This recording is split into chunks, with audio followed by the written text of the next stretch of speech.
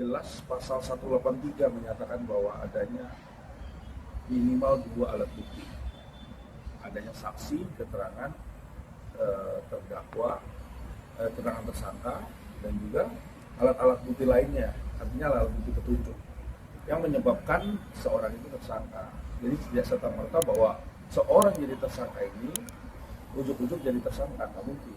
Karena ada perjalanannya pada waktu penyelidikan, begitu naik penyidikan, terus tahapan terakhir adalah pentersangkaan.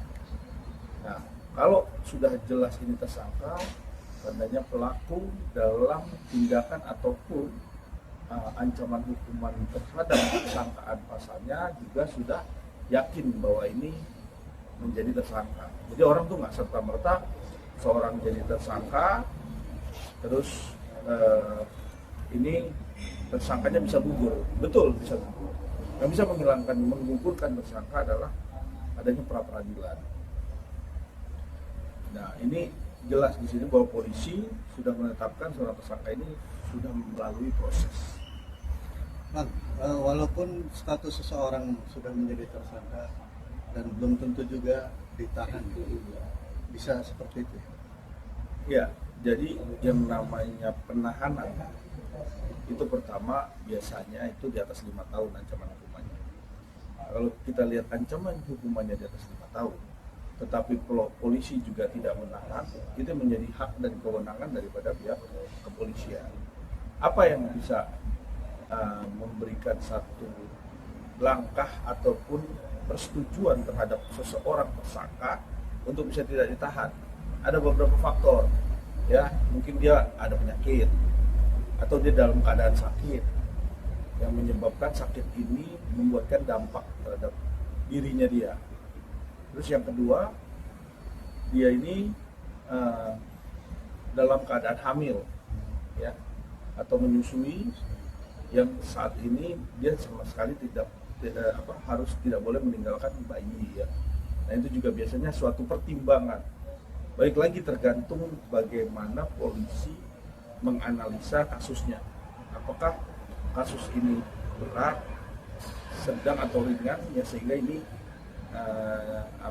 polisi memberikan penangguhan penahanan, ya, penangguhan penahanan.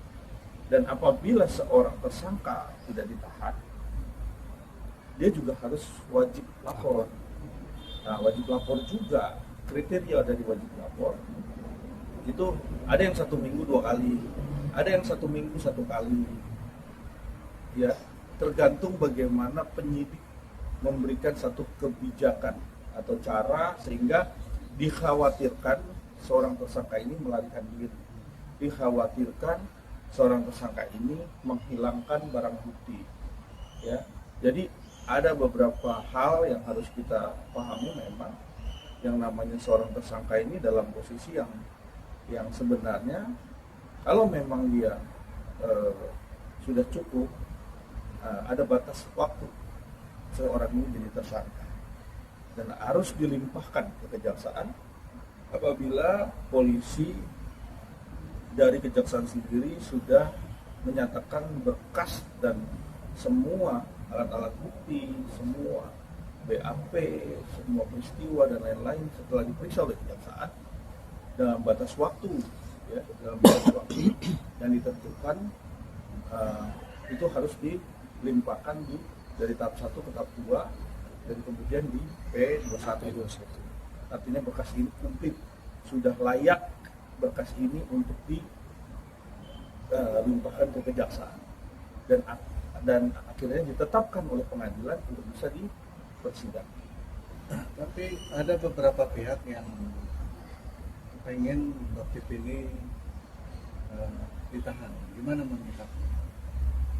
Ya, kalau memang seorang dalam proses ini, dalam proses hukum, ya, tentunya ada lagi proses hukum yang menanti atau tuh melihat bahwa ada lagi proses hukum yang memberikan dampak hukum juga kepada seorang tersangka ini.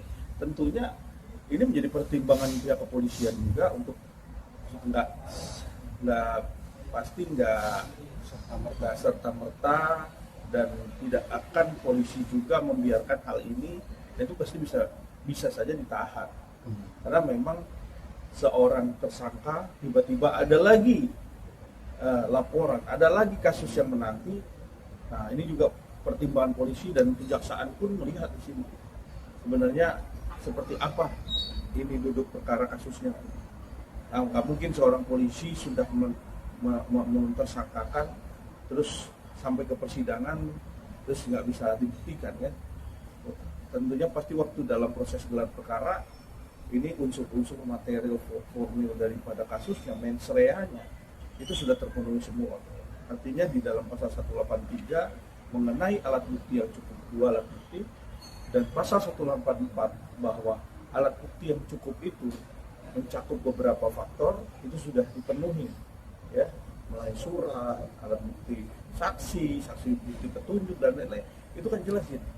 Bahkan semua berkas-berkas perkara itu pasti tidak langsung bahwa orang ini sebelum ditersangkakan itu pasti dilihat dulu adanya assessment bagaimana pentersangkaan seseorang sebelum ditersangkakan. Nah, ini jelas ini, makanya kalau polisi sudah yakin ini satu tindak pidana dan orangnya yakin ini adalah pelakunya, maka polisi juga yakin untuk bisa dipersidangkan nanti kan. Bang, tadi kan semisal tersangka itu tidak ditahan dikenakan wajib lapor. Biasanya periodenya berapa lama sih Bang untuk wajib lapor tersebut? Jadi wajib lapor ini ada beberapa, kalau tindak pidananya TPPU itu 120 hari. Kalau bukan TPPU maka perpanjangan daripada 60 hari, terus nanti diperpanjang lagi dari proses 60 hari itu, maka polisi juga harus cepat melimpahkan kasusnya. Jadi tidak berlama-lama kasus ini bergulir di kepolisian, itu harus cepat disidangkan. Kan apabila seorang sudah ditetapkan status tersangka, apakah dia boleh untuk keluar negeri atau keluar daerah gitu atau seperti apa, Bang? Jadi kalau yang namanya penangguhan penahanan, seorang penangguhan penahanan di dalam proses pentersangkaan, ini seorang ini tidak memiliki kebebasan.